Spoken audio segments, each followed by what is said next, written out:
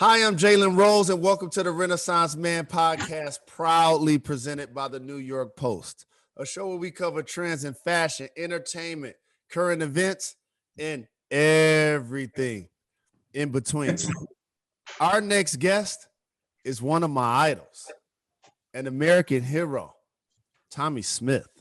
At the 1968 Olympics, at age 24, he won the 200-meter sprint finals and gold medal in 19.83 seconds.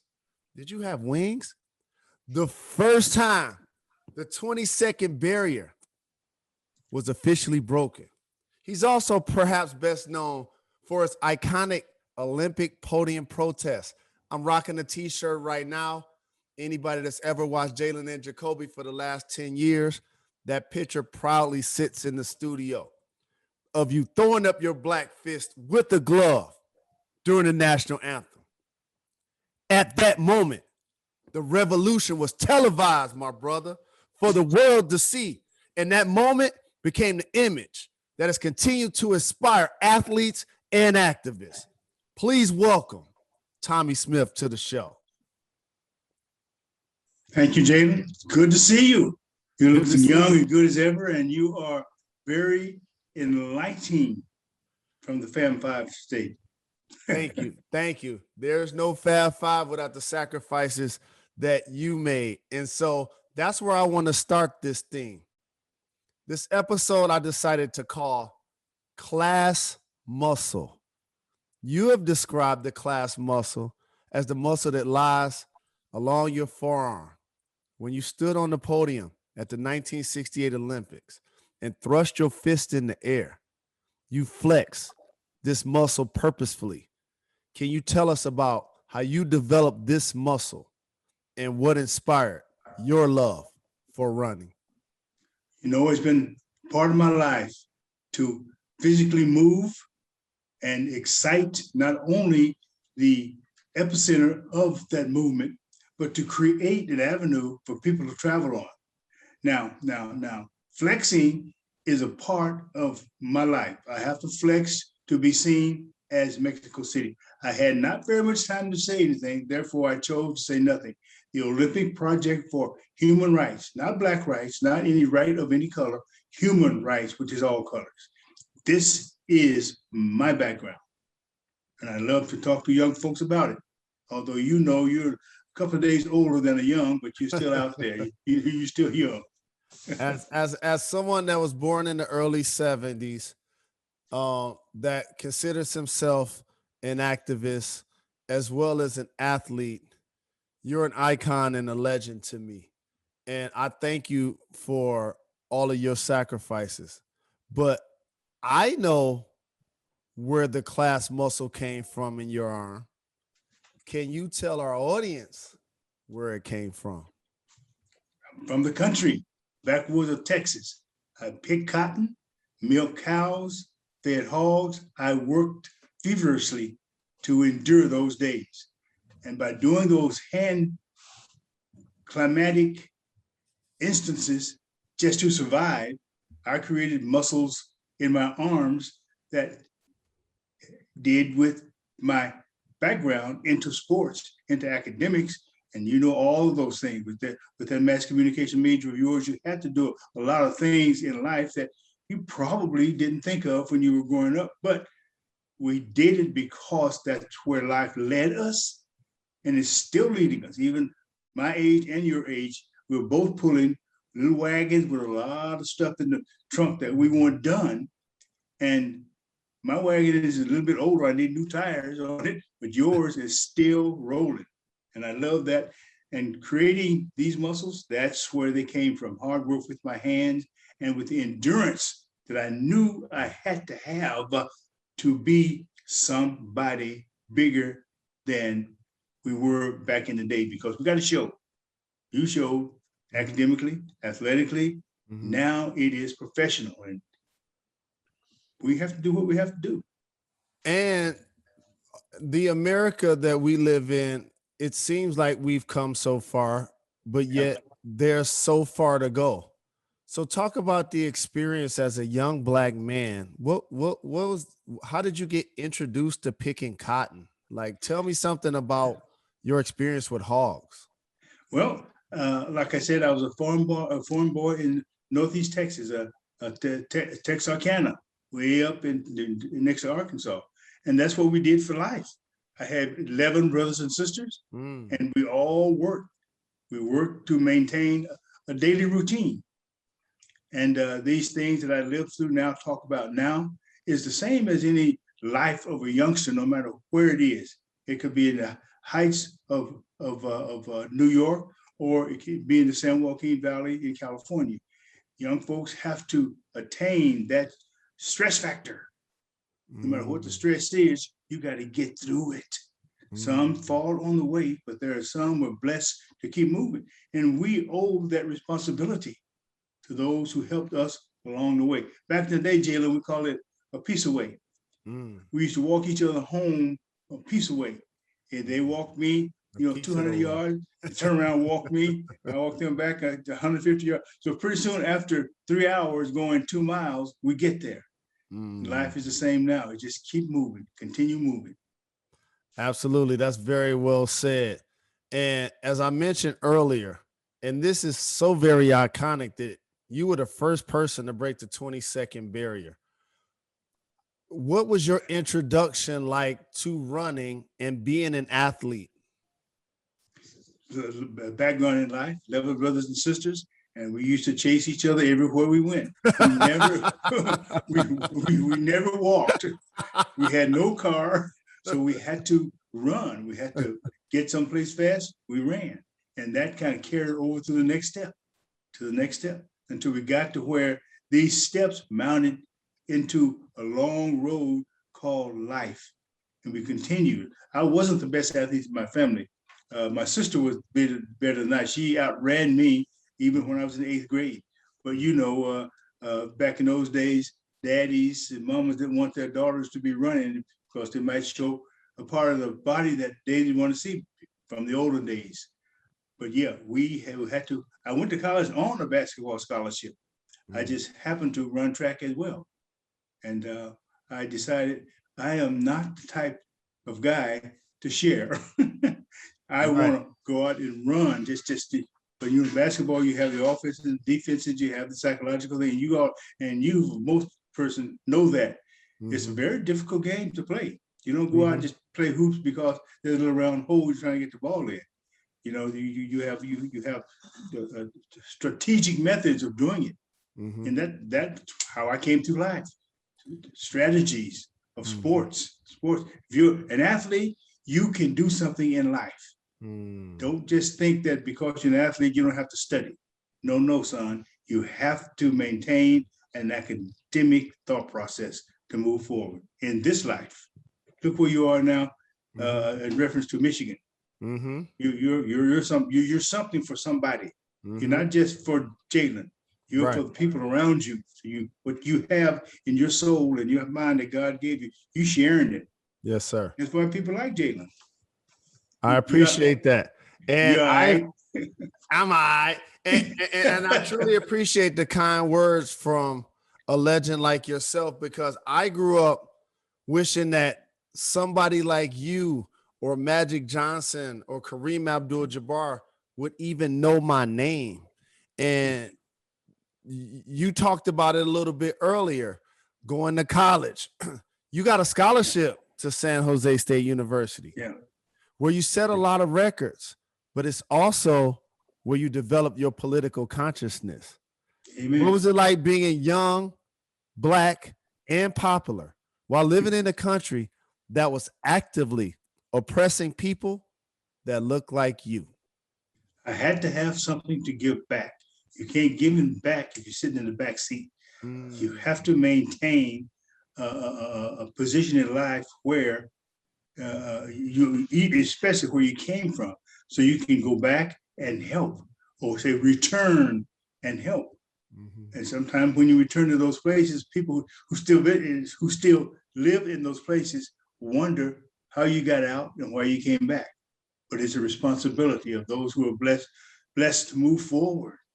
but don't move so far forward that you forgot where you came from. You got to maintain that direction of where you came from so you can go back with a smile on your face and say, you all right. You're just as good as me. We're just in two different places, and you share. You share. If you share, and sharing has a lot of directions. Educational share, financial share, love share. It's about sharing. So I returned and did a lot of speeches around in that San Joaquin Valley. And interested enough, being a Detroit native, we call the Bay Area our cousins. It seems like there's so many things that intertwine the two cities and the two provinces. But the one thing I traced back was a relationship with the Black Panthers. Yeah. And you were in the Bay, you were a college student, you were developing your consciousness. As you see circumstances now, like a George Floyd pulled over and murdered by the police, and knowing that the Black Panthers then in the 60s made a concerted effort that they were going to own their communities to the point when somebody got pulled over by law enforcement, they were going to follow all of the laws and make sure that they monitored that stop. As somebody that's seen both sides of this, can you give me a description of what it was like in the 60s in that space? It was a time to work within that system. Some believe any means by necessary. Some developed an idea of passiveness by the law. But we found out sometime that the law did not represent equally. It placed things where they thought that was a necessity because that's what they grew up with, is the power. Now, speaking of the Black Panthers, yes, I was in the Bay Area. I went to San Jose State. The Bay is only a few miles up. Worked in the streets to help the community as well, but you don't hear as much about that as you would with people who want to make the Panthers a scared name, did devastating and traumatic working ideas because of the Black Panthers. Yeah, enemies necessary. That is inclusive, but it wasn't inclusive. And I know there's a lot of rules and regulations which I don't know about of the Black Panthers, but the things I do know about the Black Panthers, they did as well by helping the community as the police forces and the forces that mattered at that time did bad to them, because they were a masterful bunch of young guys and older people and women who proceeded to introduce equality among, or we will take it. Give me liberty or give me death. And who said that? Therefore, I back the idea of Blackness helping the community, and that community so happened to be Black and deserving. And also inspirational, and the shoulders as athletes in particular, and as Americans, for example, an example for us to stand on your shoulders. I talked about the iconic picture that I have that represents you, but I also have another one that was the Ali Summit, where Muhammad Ali refused to be enlisted into the army. He said, that he didn't have civil liberties as an American, so why would he go fight overseas? There's Jim Brown, who orchestrated it. There was a young Kareem Abdul-Jabbar. There was a Bill Russell. You're in that vein. Take us back to what it was like being an athlete then, because those guys and yourself, when you spoke out, you took the chance to be ostracized. Y'all wasn't making the kind of money, the $150, $250 million that athletes are making now. So can you acknowledge the difference of doing the sacrifices that you guys made, knowing that you can lose everything? Yeah, and everything included life, included our lives. A lot of time was placed in these meetings and the direction that we needed to go to preserve the type of life that young Blacks, middle-aged Blacks, and especially older Blacks who came through those areas didn't have the potency that the young people during the 60s had. So with the older guys, with Jim Brown, with Kareem Abdul-Jabbar and others, Dr. Harry Edwards, others who had the educational background, the prowess to gather and start functions. And one was the Olympic Project for Human Rights, dealing with the athletes that coming up, that you need a voice. You can't run and get a voice. You have to make a voice with your physical and your mental capabilities to honestly come forward in a system who don't represent you equally. So how are we going to do it? We meet, we mask, we talk, we act. We act. And yes, 99% of us was athletes coming from that athletic background, but knew that, yes, we're athletes, and some were great athletes. The basketball players, the football players. And that was our responsibility. What were we going to do other than use our platform to excite the unrest that was latent in that time, in those 60s? These were the time of social change, not changing erratically to prohibit growth, but we forced the issue of doing or we will do it. And that's what scared people, Black folks, young Black men, taking the responsibility themselves to move forward. Scared the heck out of the masses called the power structure of the United States. Literally speaking of the white man. That's what it was back in the day. Young folks look at us now. Oh, he said a white man. We're all equal. Yeah, we're equal, but now you know that because of death of those who fought for this mental excitement to become successful. It's a long book. It's a long book. A lot of words, which a lot of us don't have to say because they're lost in our categorically mystic life. But here we are. And one of the loudest things you could ever do was actually silent. Right. And it was immortalized in textbooks, on t-shirts like the one I'm wearing. Shout out to John Carlos as well, as an iconic iconic moment in American history. But like Muhammad Ali, when I saw him in Atlanta carrying the torch, this is a delayed gratification. Definitely it is. Because at the time you were painted by mainstream America as a traitor and anti-American. And I've seen so many athletes have this parallel since you. Craig Hodges went to the White House.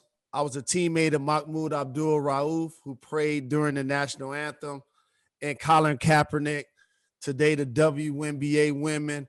So what advice do you have for these athletes who get a lot of backlash for speaking out?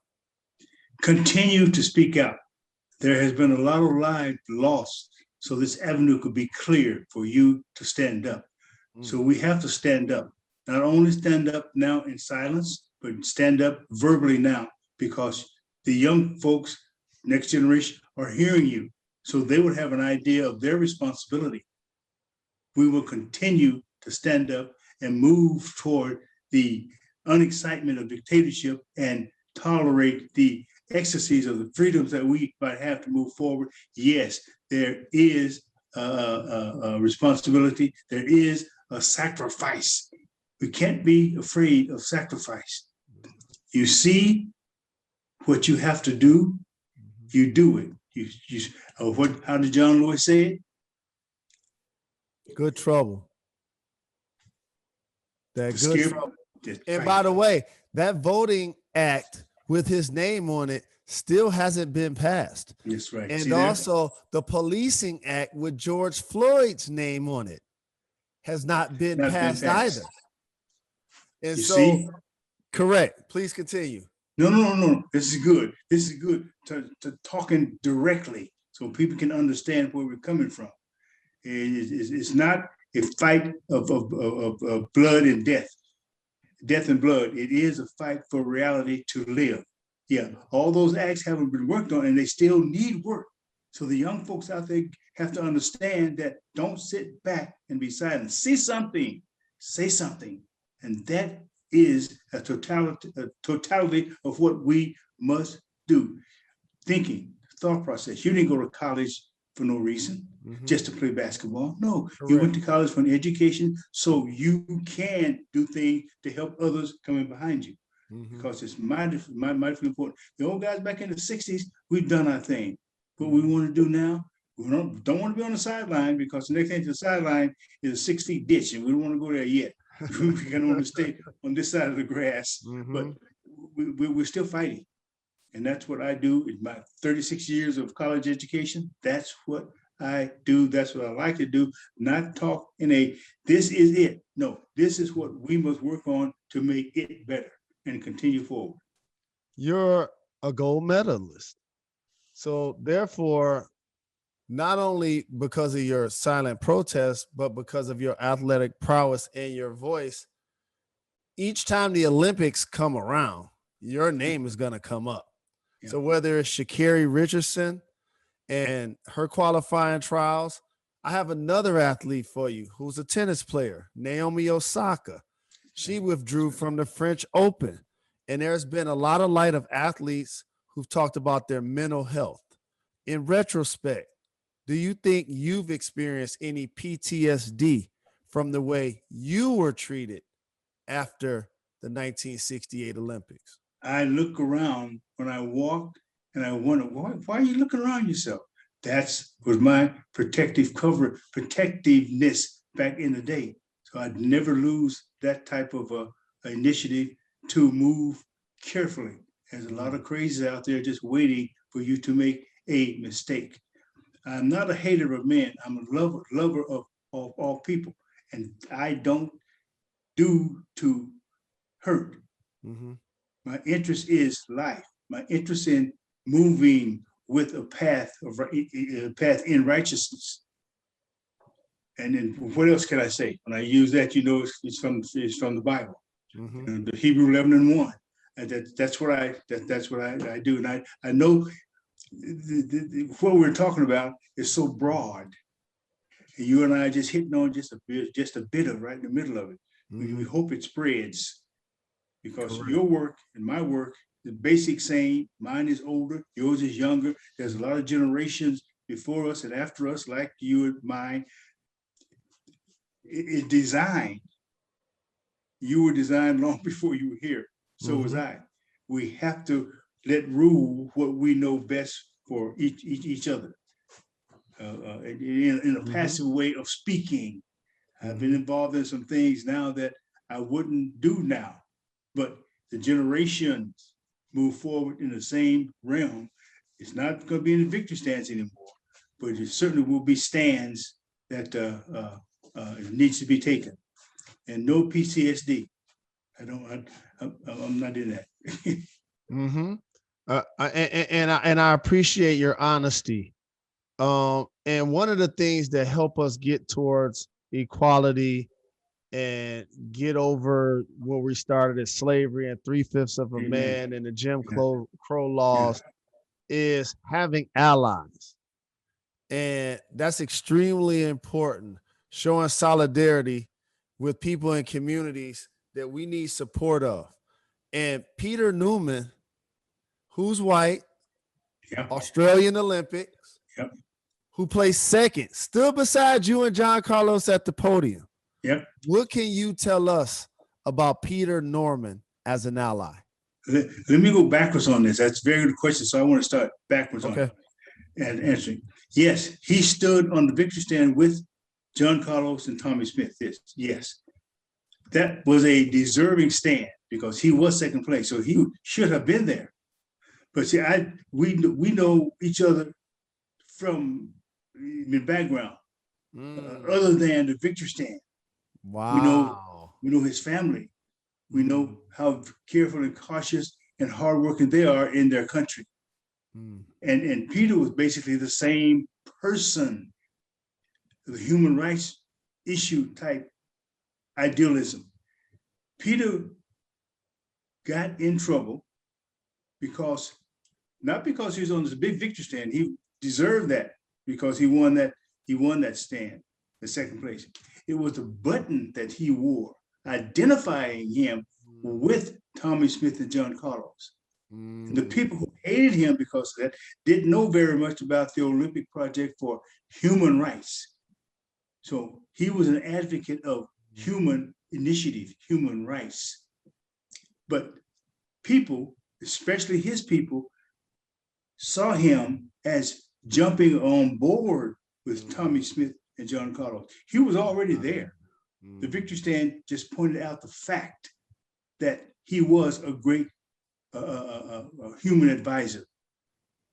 We, Tommie, myself, and John Carlos flew back to Australia to eulogize this guy because we felt that type of social cognizant togetherness with him and his family. Yeah, he was a great man, had a great family. We met his family. Now, the reason I'm taking this much time on an issue which a lot of people don't know is Peter wasn't at all a bad person, like his Olympic administrators thought he was, because he should have ran in the 72 games for Australia. But because of his move in 1968, eliminated him because of that issue of his dealing with Tommie Smith and John Carlos. Wow. So he was also ostracized for his silent protest of wearing the pin in solidarity, the same way you guys were for putting your fist in the air. And I talked about having allies, but what about sponsors and coming back home for work? I'm proud that I'm also a Puma endorsee and athlete, and I have so much 1968 gear, and it makes me proud to wear it. And I'm proud that they stood with you because you were wearing their shoes that day. That's so right. What was it like for you as relationships and jobs and all of these different people wanted to turn their back on you? Yeah, and they did most of them sideways, and they wanted to turn back the other way to face me, but they did too much damage. We had found people that would support us. Yes, you're right. I ran 10 world records in another shoe. They offered me this much. I was a young married guy, had a son at age 23. I needed some food. I needed to feed my wife and son. Now, I wasn't looking for finance in dollar bills. I was looking for finance in any way I could get it because I was hungry. I had 11 world records, Jalen, and I knew white athletes were making money, and they didn't hold a world record. So I knew what happened to me and the other shoe company.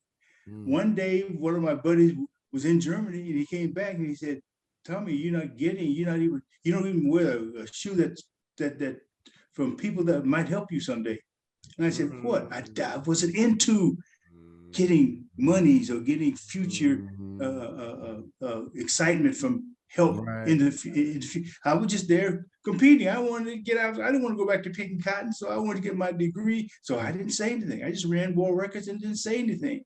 One day, God hit me in the head and said, "Boy, you deserve what you're sent here for." Correct. And I said, "God, what is it?" He said, "To survive." Now, here's what I want you to do. Now, I'm telling you this because nobody has ever heard this. I received an initiative from somebody bigger than you and I followed it, scared the heck out of me. I followed it. But one day I got up and I had food in the refrigerator. So the Puma people said, "Come with me. You won't fail, but we can't pay you because you can't get paid." It's not like today, Jalen. They ain't image and likeness these days. To pay me for past work I did for you. And I proudly represent because they had that humanistic idea of, we ain't doing this because you don't deserve it. We're doing it because we're trying to preserve with what we have. And they shared. So that's why I wear this, of course. I mean, all the time. Mm-hmm. You know, it's my Puma Gold. You gotta get one of these one Yes, day. indeed. They only get those the legends. I've been there 5 years. They ain't thought about sending me one. When I'm an ambassador, I'll bring your name up, you know. Thank you. I appreciate that. I appreciate that. And I appreciate them. They also, just so you know, one of the things I enjoy about working with Puma is that they're not just looking to sign the historically great athlete and sell shoes. I'm a founder of a tuition-free public charter high school, and they help provide gear and bags and shoes and socks and finance to help me with these programs, because we get zero state money, zero state funding for our facility. And I need that money to support these programs.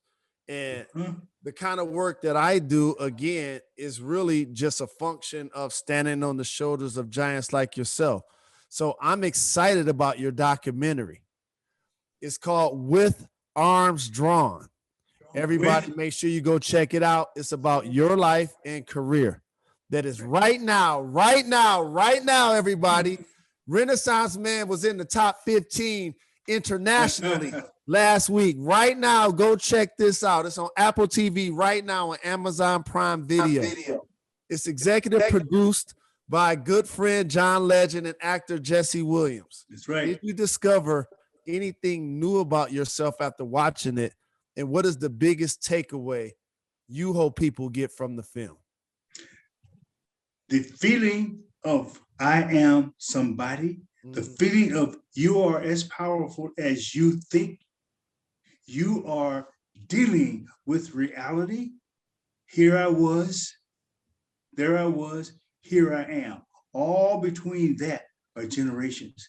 And With Drawn Arms categorizes the need for to be developed in the system as you move through. We've had systematic shows. What are they called? Let me see. Don't worry, you guys can feed it to them. I can edit this out. Don't worry about it. Oh, okay. Yep, Okay. don't even worry about it. What do you call these things we had in San Jose and Atlanta? Exhibits. Huh? Exhibits. Oh yeah, thank you. We've had exhibits of Withdrawn Arms produced by Glenn Kino and Afshin Shahidi, along with Jesse Owens, Jesse Williams. Totally right. You got running on the brain, and Jesse Owens is a legend. Yeah, most certainly is. And it's a story that I like watching because it's a story of people. Real life on film. And I am still here. That's the blessing that I feel. Still here to continue to teach through film instead of silence. I've done silence. I'm not silent anymore. You know, that was the phase I came through to open up the door so I could get into. You're talking about your academy. You're responsible for that. I mean, you have to make it work. If nobody else, is Jalen Rose have to make it work. That's what you're doing. Some of your money out of your own pocket goes into, because I believe that you feel that these kids and others are important enough for you to sacrifice just a little bit to make them feel. F-E-E-L, feel. You have to excite an entity to make that entity grow. You have to fertilize plants. You have to water plants, but they develop fruit. And that fruit is from your excitement to make a plant, to make a fruit, so you can keep the system moving. This elementary, what we're talking about, is so simple that it's almost impossible to understand. The human being and the idealistic methods that make one feel right, feel as one. You can take 100 people in the same idea. You know, a lot of folks view differences in opinion a devastating factor. You know. Oh yeah, like opposition. Yeah, yeah, but if say on the basketball court or on the track, you have to have some opposition because those oppositions trying to go the same direction, which is to WIN. Yep. And And they WIN pushing. brings in a lot of attention. Sometimes brings in enough money for you to do what you want to do to grow your own thing, like you're doing now, like I'm doing. Grow these organizations to produce interest, to produce factual jobs for young folks' mind to be a part of something. Well, I it's like important to me to put names and faces with icons for this audience. I'm going to also write a column about this interview. It will be featured in the New York Post. We will send you a framed copy of Fantastic. it as a Fantastic. small token of appreciation. And I just want all athletes, entertainers to know the kind of freedom that you have, the kind of money that you make, the voices that you're able to lend to society and credibility are because of gentlemen like my guest, Tommie Smith. As society, we're better because of people like you. Forever grateful. Thank you for your service. My pleasure, and I enjoyed talking. And let's sail into the future with enthusiasm. Absolutely. And before I let you get out of here, there's a rapid fire segment I like to do called Gone in 60 Seconds. You ready to do this? Let's do this. All right, you got it. This is a tough one. Get ready. Okay. Who's your favorite athlete of all time? My mother. Really? Well, you got to do more than one word with that one. How is it your mother? Because you mentioned Jesse Owens, and now you say your mother. So boom, tell me how. She had 14 children. All facts. All facts. All facts. How about this? I really love music. Name a song or an artist you remember listening to at the height of your track and field career. Sam Cooke. The I legend. listened to Sam Cooke. Yes, indeed. And I love his documentary too. The two Sam Cookes, like the story of him being an entrepreneur and a businessman and outspoken and being all natural and stuff like that. I follow his story. It's excellent. What's the best advice you've ever received? Relying on your own word to be somebody. And this last one, it kind of speaks for itself. Name your favorite thing about being American. Being a Black American. Well said. I like what you did there. Thank you very much for joining me. Forever grateful. I feel very good about what we've done.